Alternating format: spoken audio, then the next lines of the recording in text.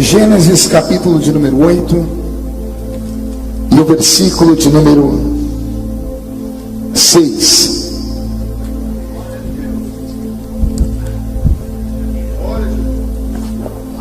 Quem encontrou, diga amém. Se alguém não encontrou, peça socorro. Se não achar Gênesis, tem que aceitar Jesus de novo, né? Está escrito assim: e ao cabo de 40 dias abriu Noé a janela que fizera na arca, soltou um corvo, o qual, tendo saído, ia e voltava, até que secaram as águas de sobre a terra. Depois soltou uma pomba para ver se as águas já teriam minguado da superfície da terra. Mas a pomba, não achando onde pousar o pé, tornou a ele para a arca, porque as águas cobriam ainda a terra. E Noé, estendendo a mão, tomou-a e recolheu consigo na arca. Esperou ainda outros 7 dias e de novo soltou a pomba para fora da arca. À tarde ela voltou a ele e trazia no bico uma folha nova de oliveira. E assim entendeu Noé que as águas tinham minguado sobre a terra. E então esperou ainda mais 7 dias, soltou a pomba, ela porém já não tornou mais até ele. A igreja diz amém? Feche a Bíblia, coloque no banco, na cadeira, pegue na mão da pessoa mais perfumada do seu lado. Ainda dá tempo. Aperte a mão dele ou dela com carinho até eles falarem aleluia. Pentecostal que não faz barulho está com defeito de fabricação, não é? Vamos orar. Pai, nós te exaltamos, nós te glorificamos, e nós entendemos que dentro de alguns minutos e este ambiente ficará pequeno para o tamanho da glória que o Senhor vai mandar do alto dos céus. Os que vieram tristes começarão a saltar de alegria. Os que vieram se arrastando não voltam se arrastando para casa. Hoje voltarão voando nas asas de um novo tempo. E antes que eu comece a ministrar a sua palavra, cerque este lugar com a sua glória. E num raio de 5 quilômetros, onde houver um demônio alojado, eu dou a esses demônios segundos para sumirem de ferraz. Porque se não sumirem, serão queimados pelo poder da sua glória que aqui será derramada. Rasgue o céu sobre nós, manda anjos de fogo descerem aqui. Estes anjos desçam trazendo brasas de fogo nas mãos. Comecem a esparramar estas brasas entre nós. E onde houver um crente cheio do Espírito Santo, pega ele nesta noite, Jesus, e mostra o caminho da verdadeira e poderosa adoração. Fala conosco, fica conosco, é o que eu te peço agora e sempre. E toda a igreja diz amém. Os que podem, tomem o seu assento aplaudindo a Jesus, porque Ele é bom. Eu pedi a Deus uma palavra para hoje, e a palavra que o Senhor me deu é uma palavra simples, mas é uma palavra carregada de revelação. Eu li um texto tão antigo quanto antiga é a Bíblia, lá no capítulo 8 do livro do Gênesis. Li sobre a velha e sempre contada história da Arca de Noé. E a Arca de Noé nessa noite vai nos dar aqui alguns ensinamentos profundos. A Bíblia Sagrada parece ser a Bíblia das arcas. Existem pelo menos 3 arcas na Bíblia Sagrada que daria aqui para nós uma avenida de tempo para pregar. Temos a Arca de Noé, temos a arca onde foi colocado o menino Moisés, que nós chamamos de cesto, mas que no original é usada a mesma palavra para arca. E temos a Arca da Aliança, que é a Arca do Concerto. Essas 3 arcas, esses 3 baús, tinham a mesma finalidade.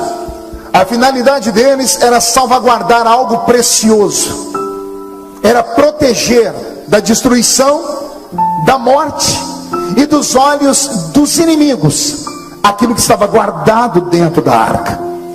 Na Arca de Noé nós não temos apenas os animais colocados ali. Maior do que os animais são os seres humanos que estão dentro da arca, porque os seres humanos na arca são imagem e semelhança de Deus.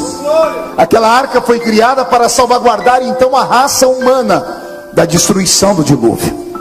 Na Arca de Moisés nós temos salvaguardado a história do maior legislador que o mundo conhecera. Não sei se vocês sabiam disso, Moisés não era só um profeta, Moisés não era só um pastor de Israel, Moisés era um legislador, era um criador de leis.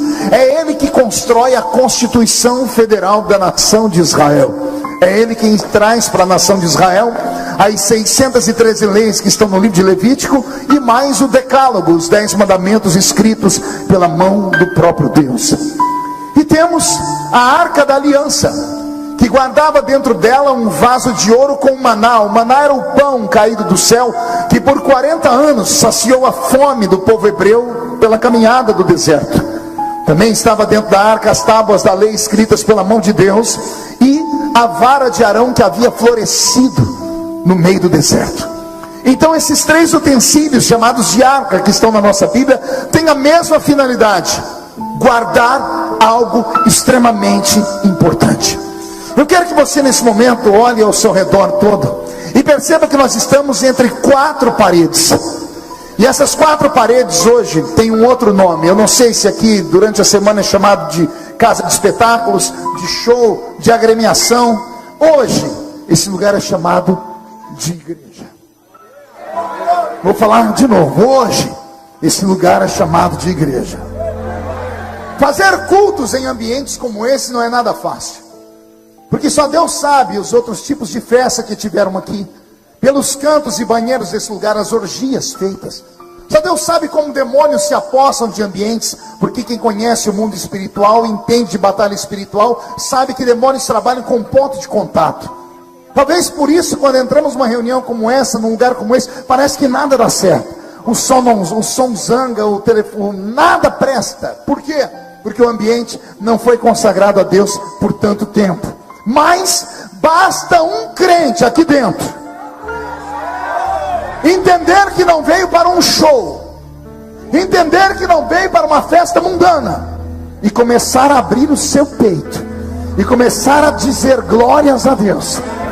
E se Deus encontrar uma meia dúzia de pentecostais que resolvam, além de dar glória a Deus, emendar umas línguas estranhas, a gente manda para o inferno todos os demônios que ficaram aqui por anos. O que eu quero dizer com isso? Quero dizer que a igreja nada mais é do que uma arca. Não havia vida para Moisés fora do seu cesto. Se tirasse Moisés do cesto e jogasse ele nas águas, ele morreria. Assim como não havia vida para Noé, sua família, os animais, fora da arca. Assim como não havia vida espiritual para Israel sem os utensílios que estavam dentro da arca da aliança. De igual forma, não existe salvação fora da igreja. Eu levei anos para compreender isso.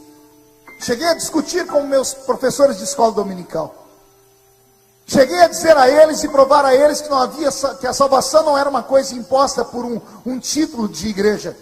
Mas o tempo foi passando e hoje eu sou pastor de igreja, minha barba está branca, e hoje eu ensino as minhas ovelhas: não há salvação fora da igreja. Pergunte a mim, por que não, pastor? Porque quem não frequenta a igreja não participa da ceia. E Jesus diz que quem não participa do pão e do vinho, quem não participa do corpo e do sangue, não tem parte com ele no seu reino.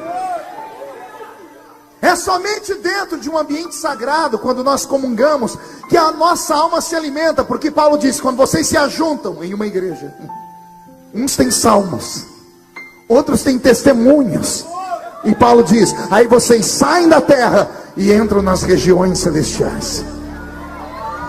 E tudo pode acontecer quando os crentes saem do templo e entram dentro da igreja. Porque entrar no templo qualquer um entra, até cachorro entra dentro do templo. Quem nunca ouviu aquela piadinha: por que o cachorro entrou na igreja? Qual é a resposta? Porque a porta estava aberta. Então significa que estar no templo não é tudo. Entrar no templo qualquer um entra. Até demônios entram. Demônios andam cultuando conosco. De vez em quando um deles fica irritado e se manifesta. E os que não se manifestam? Participam da reunião conosco. Ou seja, entrar no templo qualquer um entra. Mas o culto verdadeiro não é na terra. Paulo está dizendo: quando começam os louvores, quando começam os testemunhos, vocês entram nas regiões celestiais. E são nas regiões celestiais que a glória de Deus se manifesta. E é aqui que nós temos que entrar. Então, por favor, diga ao seu irmão para tomar cuidado, porque não basta estar aqui. Há uma outra dimensão, há um outro plano que pode se misturar conosco. Portanto, não há salvação fora da igreja. Então preste atenção no que eu vou dizer. Eu queria fazer um convite para vocês. Na verdade, é uma viagem no tempo. Queria convidar vocês a voltar comigo nos dias de Noé. Queria que você observasse o mundo perdido, onde homens só sabem comprar, vender, casar, beber, comer e dar-se em casamento. Numa época em que a Bíblia diz que houve uma degeneração da raça humana. E eu não tenho tempo para falar sobre isso aqui, porque isso aqui é muito complexo. Porque a Bíblia Sagrada diz que houve uma corrupção do gênero humano. E quando falamos de gênero, falamos de sexualidade. Gênero masculino, gênero feminino. E agora querem criar a ideologia de gênero. Ou seja, ninguém nasce nada. Você é um ser amorfo, e você é uma construção social. É o futuro que vai dizer se você é homem, se você é mulher, se você é uma pedra, se você é um cachorro. Houve uma corrupção do gênero humano na época de Noé. Então Deus disse a Noé: faça uma arca. Entrou Noé e mais 7 pessoas. Noé, a esposa, Sem, Cão e Jafé, seus 3 filhos e as 3 noras. 8 seres humanos. Quantos seres humanos? E junto com eles um par de todos os animais que caminhavam, rastejavam e voavam sobre a terra. Eu fiz um cálculo bem pequeno. De acordo com o número de animais conhecidos de grande porte que nós temos no mundo presente, o que houve há 100 anos atrás, há 200 anos atrás, porque eu não sei se você sabe, com o passar do tempo, algumas raças de animais deixam de existir, são levadas à extinção, outras nascem. Há algumas evoluções na raça humana, animais acabam copulando com outros animais e nascem animais diferentes. Então, desde que o mundo é mundo, foi assim. Um cálculo rápido, eu cheguei a um cálculo de quase 4.000 pares de animais na época de Noé. Todos colocados dentro de uma barca que nós chamamos de arca, uma arca que era quase um navio. Tinha 4 andares. As dimensões estão na Bíblia Sagrada. Quando você tiver curiosidade, vá lá, leia e calcule. E você vai ver a arca que Noé fez. Algumas coisas da arca me chamaram a atenção. Pergunte o que, pastor? Aquela arca só tinha uma janela. No 4º andar dela. É o que está escrito na palavra. Parece que Deus mandou ele fazer um lugar extremamente lacrado, fechado, só com uma porta e uma única janela. Não sei se para as aves não fugirem, não sei. Deus disse que era para ter somente uma porta e uma única janela no 4º andar. Dentro da arca estão 4.000 pares de animais. 4 vezes 2, no mínimo 8.000 animais. Esses animais não ficavam dormindo dentro da arca, como apareceu naquele filme mentiroso de Hollywood. O filme Não É. Quem assistiu o filme Não É? É o Noé. A mulher de Noé pegou uma droga, uma espécie de maconha forte, incensou toda a arca e os animais dormiram. Só que a Bíblia Sagrada diz que eles ficaram dentro da arca 1 ano. Nenhum ser vivo fica 1 ano sem beber água e sem comer comida. Então aquilo é mentira. Aquela arca, dentro dela haviam jaulas, haviam gaiolas. Os animais eram colocados em pares ali, separados. Se esses animais estavam dentro desta arca, e tinham dentro dessa arca 8 seres humanos, esses 8 seres humanos tinham que se desdobrar. Pergunte para quê? Alimentar os animais, dar água aos animais. Porque se eles colocam água suficiente para 1 ano em um canto, numa hora que esta arca pode ser batida por uma onda, ela pode virar, ou um animal que não tem inteligência pode chutar o balde e acabar a água. Então são eles que abastecem os animais com água e com comida, amém?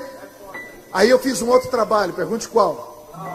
Fui a um zoológico para saber quantos funcionários precisam para cuidar de 8.000 animais.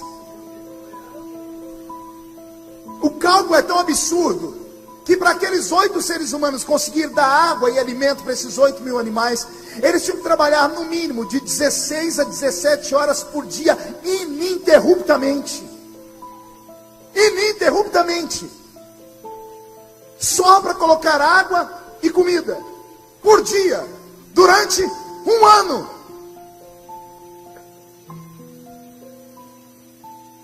Só que tem coisa pior, pergunte o quê? Se animal come e bebe,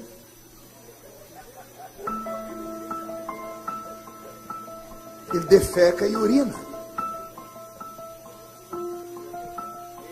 Vamos lá? Além de trabalhar muito, eles tinham que, 2 opções: ou deixa a arca virar um inferno e deixa os excrementos ficar lá, isso acumulando por um ano, ou eles têm que se desdobrar e trabalhar para limpar a arca. E só tem um problema, pergunte qual? Só tem uma janela no último andar. É trabalhar no primeiro andar, no segundo, no terceiro, no quarto, catar as fezes num saco, subir as escadas, ir lá pela janela, jogar e descer. Eles não tinham 2 horas de sono por dia. Mas tem coisa pior do que aguentar ter que trabalhar com as fezes. Pergunte o quê? Você não dá conta de ficar num lugar que tem urina demais, porque a urina não tem como tirar. A urina impregna na madeira da arca, e você está num ambiente fechado onde só tem uma janela. Então venha cá, faça comigo aqui um pensamento rápido. A arca não é o lugar da salvação? O lugar da salvação não tem que ser um lugar tranquilo e de paz. Não tem que ser um lugar puro e limpo. Mas a arca da salvação era o lugar mais sujo que tinha. Era um lugar que tinha fedor. Era um lugar que tinha trabalho pesado. Porque a salvação tem um preço. A nossa foi paga com o sangue de Jesus na cruz. Por quê? Porque Deus sabia que nós não daríamos conta de pagar o preço pela salvação. Noé e a família, 1 ano a fio, quase não deram conta de pagar o preço dentro daquela arca. Trabalho, mexer com sujeira, suportar o mau cheiro. Mas tem coisa pior do que tudo isso. Pergunte o quê? Você ficar 1 ano trancado no mesmo lugar que está a sua sogra. Você não entendeu. Imagina você ficar no mesmo lugar que a sua sogra o ano inteiro. Não tem como fugir da velha. Não, minto. Tem como fugir sim. Pergunte para onde. Escolhe uma jaula. Vá lá, sente. Fique lá com a girafa. Fique lá com o boi, com o macaco. Ou com a parente da sogra, a jararaca. Fica lá. Mas tem coisa pior do que suportar a sogra o ano inteiro. Pergunte o quê? Aguentar a cunhada. Aguentar o cunhado. Aquele que fica pedindo roupa emprestada e quando devolve tudo manchado, rasgado. Chega de bicão na hora da... Você sabe do que eu estou falando. Aguentar a família num ambiente fechado. Vocês não vê o Big Brother? Eles não dão conta de ficar 3 meses enjaulados juntos. Começa todo mundo numa boa. Dá 15 dias você quer distância. A pessoa prefere conversar com a parede do que com o ser humano.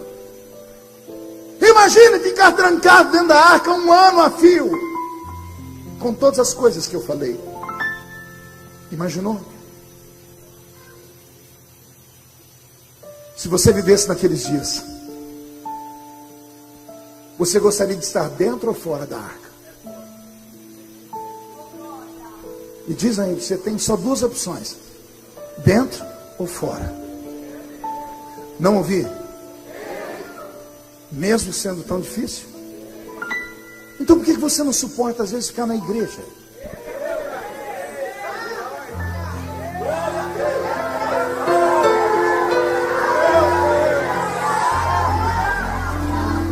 Por que você não suporta a chatice do irmão do seu lado? Por que você não suporta saber que o líder, a líder, aquela pessoa que pregava e cantava, escorregou e tombou? Por que você não tem condição de estender a mão para levantar ela? Você esqueceu de onde você veio. Você esqueceu qual é a sua estrutura. Será porventura que Jesus te salvou porque você é um super-homem? Ou porque a senhora é uma mulher maravilha? Será que ninguém nunca vai errar na vida?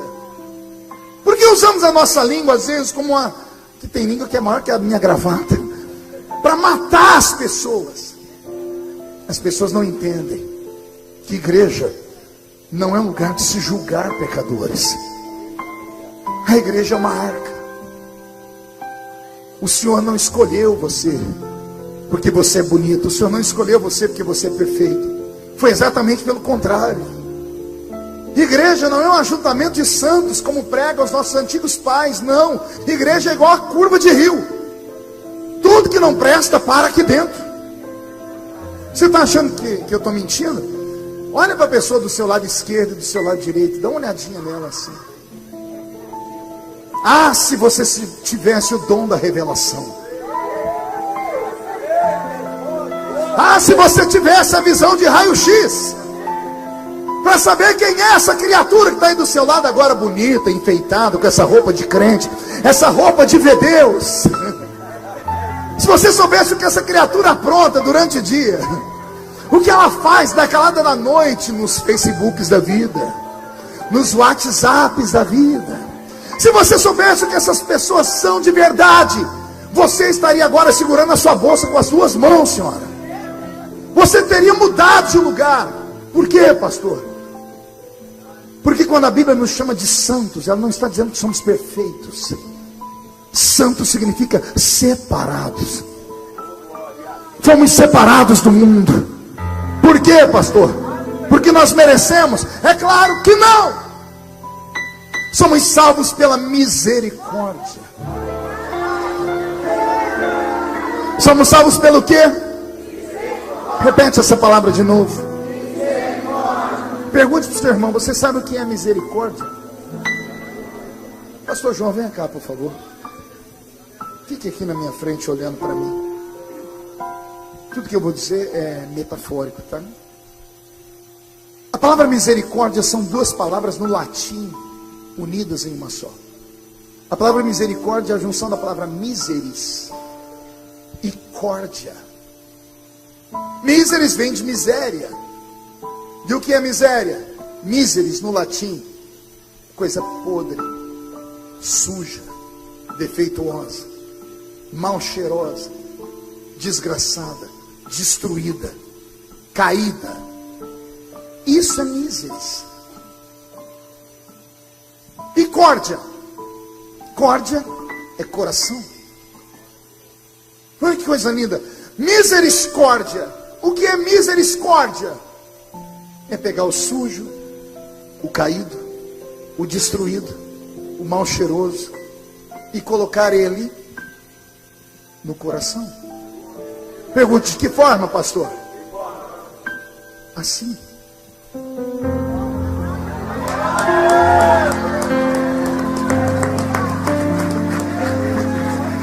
Misericórdia é um abraço. 90% das pessoas, quando abraçam, é peito esquerdo com peito esquerdo, coração. Então isso é misericórdia. Fomos salvos assim. Ele nos viu caído, sujo, miserável, e Ele guardou a gente dentro do coração dele. Obrigado. Isso é a salvação. Quando eu leio essa história, eu começo a entender o que é a vida. Eu começo a entender o que é a igreja. E que pena que a gente só aprende essas coisas quando a gente já está de cabelo branco e barba branca. Pergunte para mim: por quê, pastor? Porque até chegar na maturidade a gente faz tanta besteira. Quantas pessoas nós colocamos no inferno? Se eu perguntar quem já ganhou alguma alma para Jesus, algumas mãos vão ser levantadas aqui. Mas se eu perguntar quem já jogou uma alma no inferno aqui, eu acho que só eu terei coragem de levantar a mão. Pastor também não. Você sabe o que é jogar uma alma no inferno? E se tornar uma pessoa como eu me tornei? Conhecido no mundo inteiro. Levei milhões de pessoas aos pés da cruz. Milhões. Não foram milhares, foram milhões. Eu tenho 30 milhões de DVDs esparramados em 3 idiomas pelo mundo. Alguns dublados em inglês, espanhol e português. CDs, VHS, livros. E de vez em quando eu vou orar, eu falo: Senhor, te agradeço por ter me dado a chance de ter levado o seu evangelho a milhões de pessoas. De vez em quando eu escuto uma voz assim: você ganhou milhões, mas tem 2 almas que você me deu de presente. E o meu semblante descai na hora. É uma dor que não tem cura. Eu era líder de juventude recém-assumido, e a minha igreja tinha 2 meninas que eram só Jesus na causa. As 2 meninas iam para a balada todo sábado à noite. Só que não era na nossa cidade, que era pequena, elas iam para outra cidade. Todo mundo sabia, mas ninguém tinha prova. E detalhe, pense em 2 meninas que nunca perdiam escola dominical. No sábado à noite, uma dizia que ia dormir na casa da outra. As mães não tinham telefone, acreditavam. As 2 saíam, iam para a rodoviária, pegavam um ônibus e iam para uma cidade perto. Dançavam a noite inteira. Pegavam o ônibus, ao invés de ir para casa domingo de manhã, iam direto para a porta da igreja. A gente chegava às 7 horas da manhã, domingo, na porta da igreja, estavam as 2 sentadas lá. E todo mundo sabia que as meninas levavam a vida dupla, mas não tinha provas, o pastor não podia fazer nada. Eu assumi a mocidade, inteligente, pensei, juntei um grupo de caça-pecadores.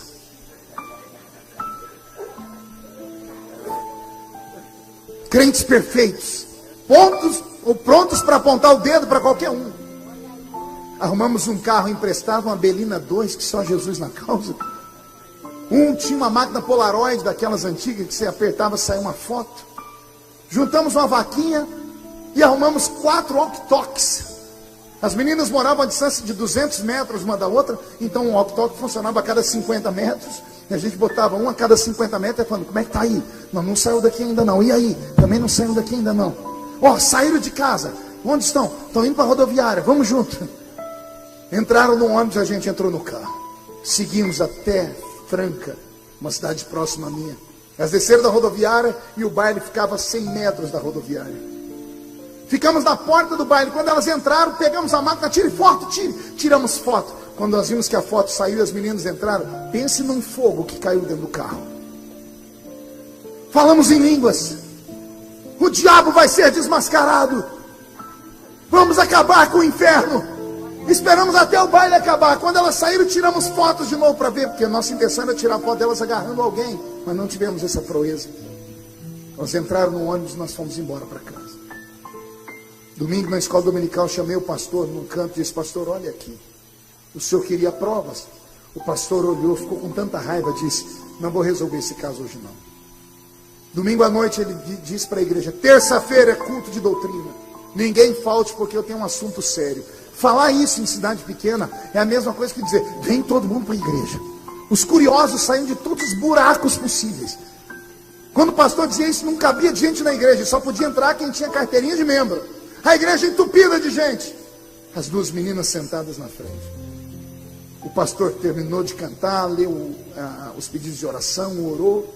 Quando ele começou a doutrina, ele pegou aquelas 2 fotos e disse: há muito tempo existem 2 cânceres na nossa igreja, que impedem o Espírito Santo de descer, que impedem Jesus de curar, de batizar. E esses 2 cânceres foram expostos porque diz a Bíblia que nada fica encoberto. Eu tenho aqui a prova, 2 fotos de 2 moças, que todos os finais de semana são como Jezabel. E o pastor chamou o nome da mãe das 2. Aquelas irmãzinhas simples, de oração, de coque na cabeça. Quase infartaram. O pastor expôs as irmãs na frente da igreja. Fez as fotos passar na mão do presbitério. Graças a um grupo de homens e mulheres que temem a Deus, nós temos essas fotos. E o pastor rezou um sermão, mas tão bravo. Chamou as meninas. Ele proibiu a igreja de dar a paz do Senhor para elas. Vocês estão excluídas por um período indeterminado. Só que o pastor não tem poder de exclusão sozinho, ele precisa do quórum da igreja. Eu preciso colocar em votação. Quando a igreja inteira levantou a mão e disse amém, após a oração, nós abrimos os olhos para ver as meninas. Cadê elas? Um diácono disse que na hora da oração elas saíram chorando. Eu pensava que aquilo ia me trazer alegria. Eu não consegui dormir aquela noite, não dormi a noite seguinte, não dormi a noite seguinte. Comecei a perceber, ou pensar se eu tinha feito as coisas certas ou erradas. Um ano se passou e aquilo não saiu da minha cabeça.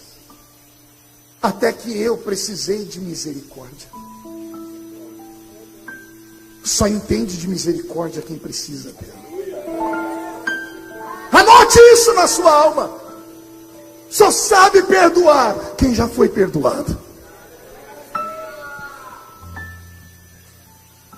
Eu já visitei essas meninas mais de 3 vezes.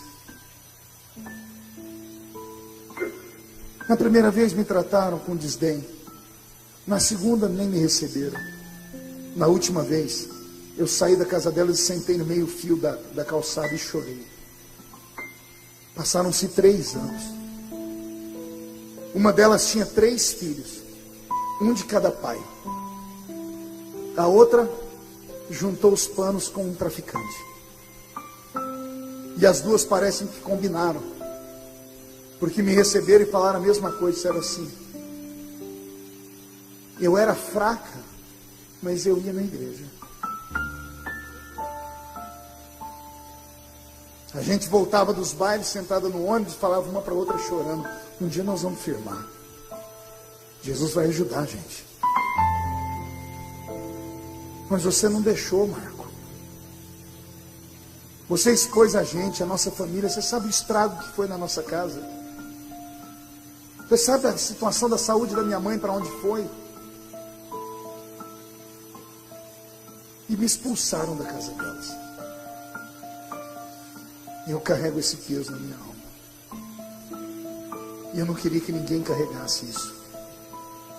Quando entrar na igreja, entenda que você não está no programa Ídolos, onde eles selecionam os melhores.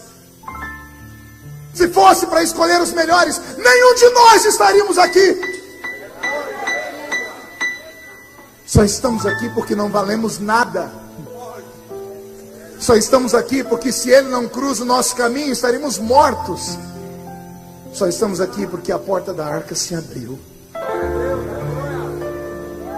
e nós entramos.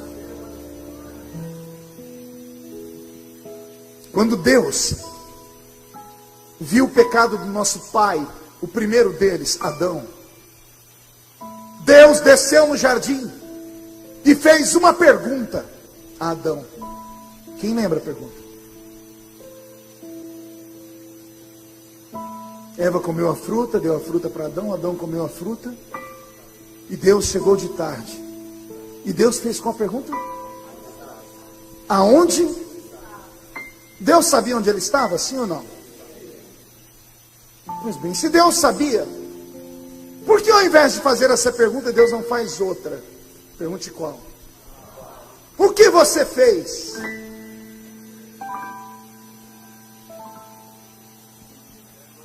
Adão, o que você fez? Não, Deus não pergunta isso. Deus pergunta onde você está. Será que não tem uma mensagem de Deus para nós aí? Será que não é a maneira de Deus dizer assim para mim: não interessa o que você fez, me interessa onde você está. Era Deus dizendo: não estou triste porque você fez, eu estou triste porque você saiu do lugar que eu te coloquei, no lugar onde eu te achava. Você se afastou de mim. É Deus dizendo: onde você está que não está aqui perto de mim? Porque é isso que acontece quando nós erramos e pecamos. A primeira coisa que fazemos é nos esconder. E nos escondemos por quê? Porque a gente tem medo da retaliação. Medo de Deus descer entre nós com um chicote em uma mão e um cajado pesado na outra, e pronto para nos desferir golpes. Porque é assim que a igreja nos ensina. Quando a gente vai aceitar Jesus, mentem para a gente. Venha como você está, Jesus te ama. Mas eu peco, eu bebo, eu fumo, não importa, Jesus te ama, venha como está. Aí a pessoa vem, porque ela vem atraída pelo amor, pela graça, pela misericórdia. Aí ela aceita Jesus como Salvador. Antes do culto terminar, alguém senta com ela e diz assim: olha, anota aí o que você pode fazer, o que você não pode. Você não pode isso, não pode isso, não pode isso, não pode isso. E a pessoa inocente, chorando, emocionada, diz assim: e se eu fizer? Aí o bom crente diz assim: aí eu lavo as minhas mãos. Porque aí você vai se ver com a mão de Deus. Eu me apavoro quando eu entro em culto e vejo um profeta levantar e dizer assim: vou matar, vou colocar no leito de dor. Eu não entendo esse Deus. Me corrija se eu estiver errado. Porque o Deus que a gente prega tem paciência, misericórdia com a prostituta. Mas aqui dentro quer matar os que estão aqui. Ah, pastor, mas a pessoa está aqui dentro com a vida errada e você morreu na cruz por ela. Ah, mas eu conheço a vida dela. Pergunto de novo: você derramou uma gota de sangue por ela? Você sabe o que se passa dentro dela? Se ela é tão desgraçada assim, o que ela está fazendo aqui dentro? Se ela está aqui dentro é porque ainda há temor. E se há temor num culto como esse, Jesus pode agarrar ela pelo colarinho, trazer à frente do altar e transformar a vida dela.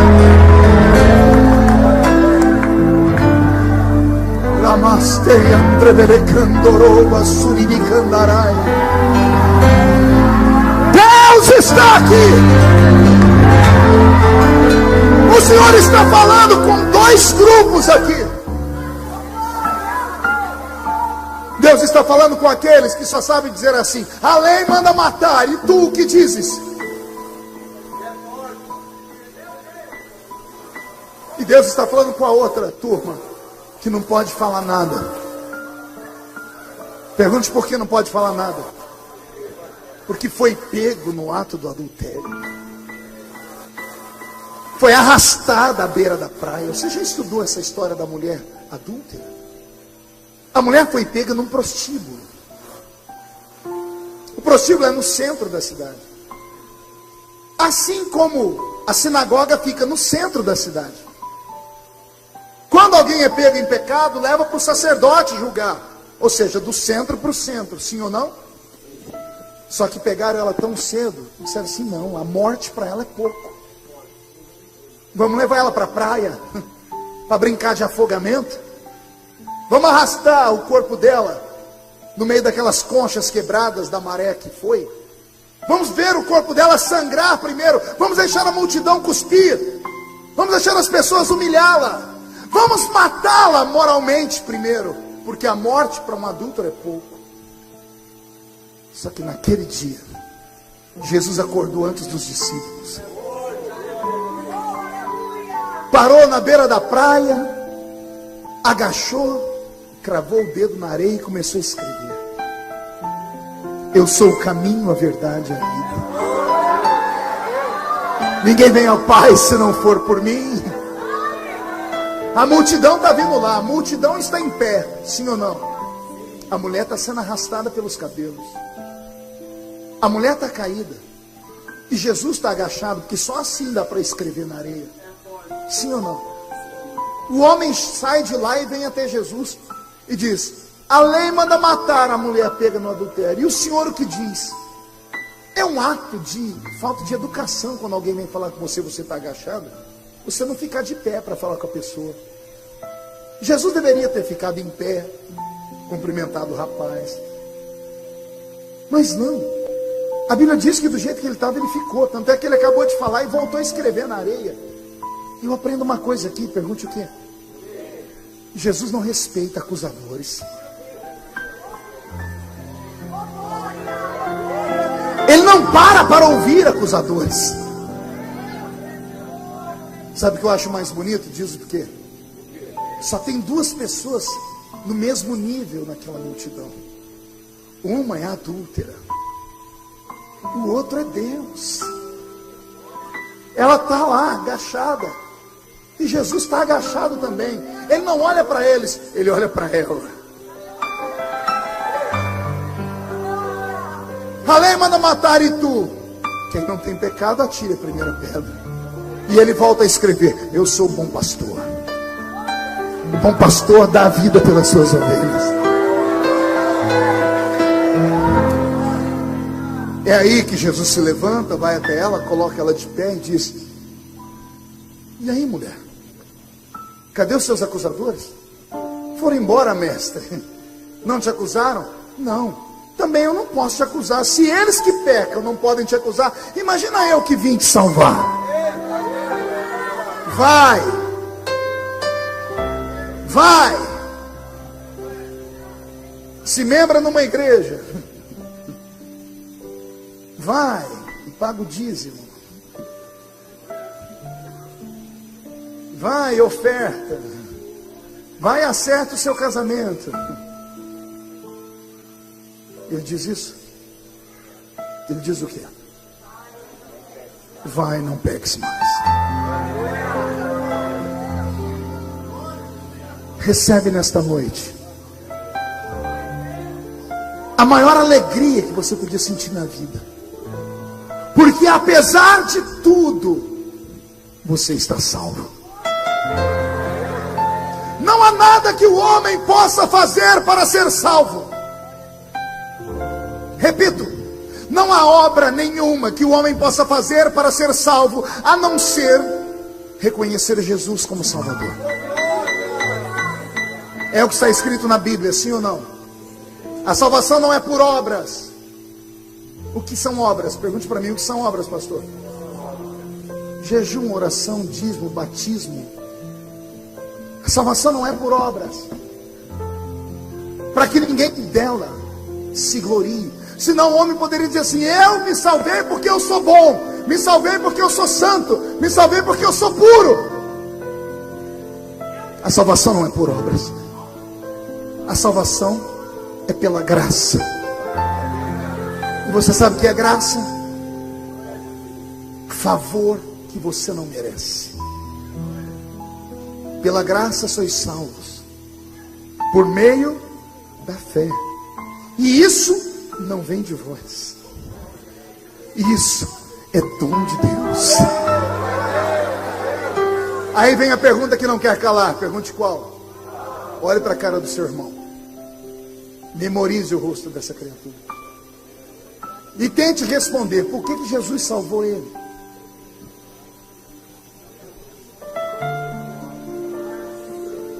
Alguém tem resposta? Não tem. A salvação é um presente. Ele foi com a sua cara. Ele olhou para você e disse: poderia salvar o homem mais rico do Brasil, mas vou salvar você de Ferraz de Vasconcelos. Poderia salvar as pessoas mais importantes, mas vou salvar você que não valia nada. Deus tem uma grande fábrica de reciclagem, onde o homem entra em forma de lixo e sai em forma de luxo, transformado pelo poder, pela glória, pelo sangue, pela alegria.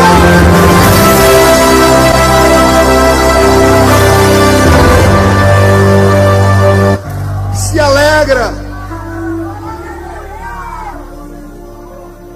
E eu parto para o encerramento, trazendo uma boa notícia para você. A boa notícia vem em forma de história.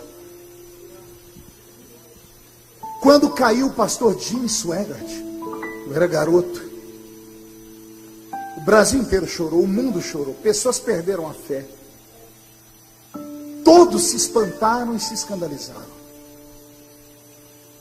Faço uma pergunta: Deus foi pego de surpresa?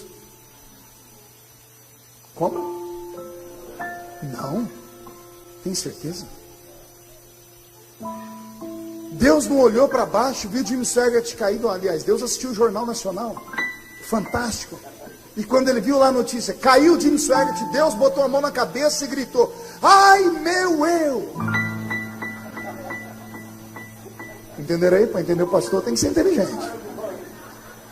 Quando a gente se espanta, a gente diz: ai meu Deus. Como não tem outro Deus, ele olha e diz: ai meu eu. Houve algum dia, desde que o mundo é mundo, que Deus tenha sido surpreendido por alguém? Sim ou não? Por que não? Por causa de um atributo dele chamado onisciência.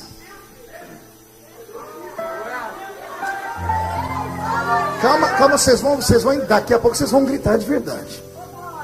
Acompanhe meu raciocínio. Se Deus sabia que Jimmy Swaggart ia cair, Deus poderia ter impedido. Pergunte de que forma? Não deixando ele ser pastor. Porque se ele não fosse pastor, ele teria tido uma vida comum, ia trabalhar 8 horas por dia no serviço dele, e se caísse, quem ia ficar sabendo era ele, a mulher dele, a família dele. Não dava prejuízo para a igreja? Sim ou não? Se Deus sabia, por que Deus apostou nele? Eu me emociono quando eu falo isso, porque é só entendendo isso que você vai compreender por que Deus ainda te usa.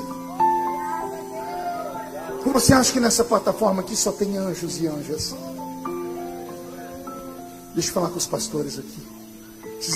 Vocês já imaginaram se Deus hoje resolvesse pregar uma peça na gente, Elias? Abrisse essa cortina, transformasse essa parede numa tela de cinema e falasse: eu vou mostrar para todo mundo quem você é de verdade. Vou mostrar as suas fraquezas, o seu espinho na carne. Ia ter gente que queria abrir um buraco no chão e se esconder. Porque Deus não nos usa por perfeição. Eu também não sei o que Ele viu em mim. Eu também não sei o que Ele viu em você. Mas uma coisa é certa: Ele viu o que nós não vimos.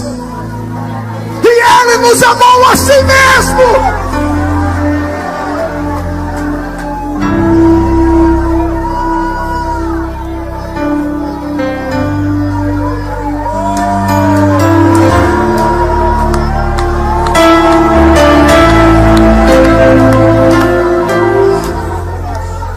Deixa eu citar a Bíblia. 2 Coríntios 12, pastor Roberto Marinho. Paulo resolveu confessar a Deus: miserável homem que eu sou, quem me livrará do corpo dessa morte? O bem que eu quero fazer não faço, o mal que eu não quero faço todo dia. Foi-me dado um espinho na carne. É o mensageiro do diabo que me esbofeteia e me joga no chão. O apóstolo Paulo ensinou uma coisa que ele não deu conta de viver. Pergunte o quê? Confessar suas fraquezas uns aos outros. Já tinha pastores na época de Paulo, ou não? Por que Paulo não chama Pedro e fala: Pedro, vem cá, eu preciso confessar para você aqui. O que, Paulo? Eu tenho uma fraqueza, um espinho. Aonde, Paulo? Na carne. Ah, espinho na carne. Você está entendendo que é uma metáfora. O que é um espinho? É aquilo que incomoda e provoca dor. Na carne, não é na alma, não é na mente, que dá direito ao diabo vir e tocar em Paulo. Porque Paulo diz que o mensageiro do diabo vem e esbofeteia ele. Esbofetear é o ato mais humilhante que existe para um judeu. Por isso Jesus disse: se alguém te bater no rosto, porque todo judeu que apanhava no rosto partia para a defesa e matava a pessoa. Jesus disse: se te humilharem de cá, dá o outro lado também. O mensageiro vem, te bate, te joga no chão. Joga onde? É ele que ajoelha? Ele é jogado. Então alguém que é jogado, alguém que caiu. Eu não estou falando do irmão que você conhece. Eu estou falando do escritor da Bíblia, do Novo Testamento quase todo. Por que ele não foi falar com Pedro? Pedro, eu tenho um espinho na carne aqui. Pergunte para mim, por que não, pastor? Pedro ia dizer assim: Paulo, vem cá, Paulo. Baixa a cabeça. Irmão Paulo, a igreja te ama, nós vamos orar para Deus te dar força para matar esse espinho, para sua carne ser sarada. Mas só tem um jeito de sarar, viu, irmão Paulo? O irmão vai ter que ficar disciplinado, excluído, até que a igreja se reúne em oração. E tudo que o irmão escreveu vai perder a validade até hoje, porque o irmão parou de ser referência. eu te amo muito, mas não é assim que fazem com a gente quando a gente erra. Senta ali, querido. Obrigado. Teve um pastor nosso, um grande pregador, que surgiu nesses últimos anos lá nos Gibeões, que esse ano sofreu alguns ataques. O que eu recebi de WhatsApp, não pedidos de oração por ele, não é assim, ó, pastor, ore pelo irmão, vamos fazer uma corrente de oração, não. Primeiro manda a prova do crime. Pastor, olha aí, vamos orar por ele. Você acha mesmo que a intenção de quem me mandou era para orar por ele? Era para desgraçar a vida da pessoa, era para esparramar a miséria dela. Somos o único exército que mata um soldado fraco. Em qualquer exército do mundo, o soldado que chega com a perna amputada, cego, machucado, ou dentro de um caixão, ele é homenageado e recebe o nome de herói. Todas as vezes que você vê um pastor ou uma pastora tombar, alguém se suicidar, não fale asneira, não fale asneira. É um soldado que tombou no campo de batalha. E a Bíblia diz: quem está de pé, ore para que não caia. Com a maneira com que tu medes alguém, um dia medirão você.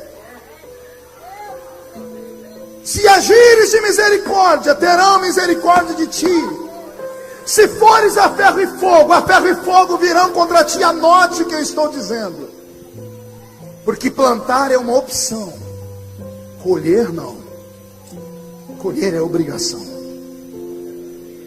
Receba nesta noite um abraço do seu Deus, que te trouxe hoje aqui para te dizer: que bom ver você aqui.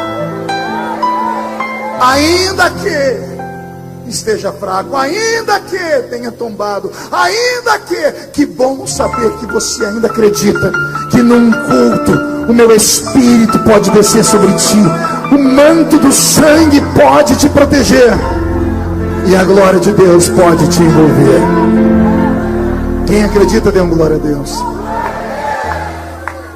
Eu encerro contando uma história que há muitos anos atrás, quando eu era jovem na igreja, eu ouvi cá no interior de São Paulo. Havia uma irmã, e essa irmã era estéril, e a esterilidade dela deixava ela muito triste. Então ela passou a fazer consagrações, campanhas, jejuns. Ela implorou, bateu na porta, espancou a porta do céu, até a porta abriu. Nasceu um filho, consagrou o menino na igreja, mas houve um tempo em que ela perdeu o menino para o mundo. O menino se tornou um terror no interior de São Paulo. Foi preso, e a mãe foi visitá-la, uma mãe da Assembleia de Deus, de coquezinho na cabeça, simplesinha. Ela agarrou a mão do filho pela sala e disse: eu não admito ver você aí, porque você é fruto de oração. E ela contou a história: eu era estéril, Jesus me deu você. Só que ele estava tão endemoniado que ele chamou a mãe perto da sala e disse: então quer dizer que eu nasci por culpa da senhora, da sua oração? Ele disse: então chega aqui para eu lhe dar um beijo, mãe. Ao invés de beijar, ele agarrou o rosto da mãe, mordeu e arrancou um pedaço do rosto dela. A mãe nunca mais voltou na prisão. Passaram-se 15 anos. O evangelho entrou dentro da prisão e Jesus salvou ele, de verdade. Ele se converteu tanto que mudou o estilo de vida dele lá dentro, ao ponto dele ganhar o indulto para no final do ano ir para casa visitar a mãe. Então, sabendo do indulto, ele mandou uma carta para ela 15 anos depois, dizendo: mamãe, eu vou visitar a senhora, e eu sei que o mal que eu lhe fiz é muito grande, que a senhora tem uma cicatriz no rosto. Não sei se a senhora foi capaz de me perdoar, mas eu estou firme com Cristo agora. Eu vou pegar um trem, e o trem vai passar perto da cidadezinha, e a senhora mora naquele sítio ainda. O trem vai passar pelo sítio antes de chegar na estação ferroviária. E quando passar pelo sítio, eu preciso de um sinal que a senhora me perdoou. Amarre um lenço branco naquela mangueira, de forma que quando eu passar pelo trem, eu veja o lenço e vou saber que a senhora me perdoou. Chegou o dia de Natal, ele pegou o indulto, pegou o trem. Quando ele estava chegando próximo do sítio, ele começou a orar, disse: Deus, se minha mãe me perdoar, eu entendo. Quando ele olhou para a mangueira, ele tomou um susto porque não tinha um lenço, tinha um lençol de cama de casal, esvoaçando. Ele foi para casa, a mãe recebeu ele abraçando com um sorriso bem gostoso, e ele disse: mãe, eu pedi para a senhora colocar um lenço, porque a senhora colocou aquele lençol? E ela disse: porque eu tinha medo de você não enxergar o meu perdão.